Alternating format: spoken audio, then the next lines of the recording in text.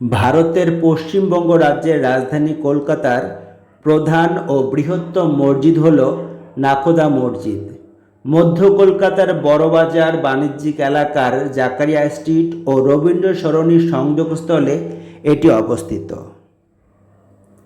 আল্লাহর ঘর হিসাবে পরিচিত পবিত্র স্থানটির আসল নাম কাবা। ফার্সি ভাষায় নাবিককে নাখোদা বলা হয়, যার সাথে আল্লাহর ঘরের সরাসরি কোনো সম্পর্ক নেই।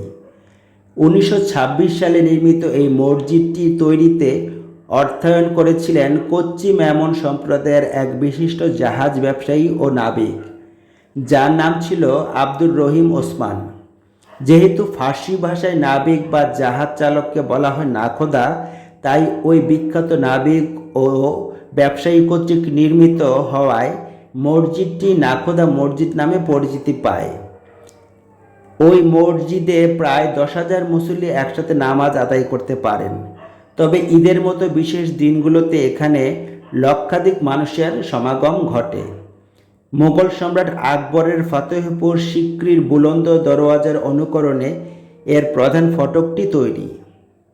এছাড়া আগ্রার সিকান্দ্রায় অবস্থিত আকবরের সমাধিসৌধের আদলে লাল বেলে পাথর দিয়ে এটি নির্মিত।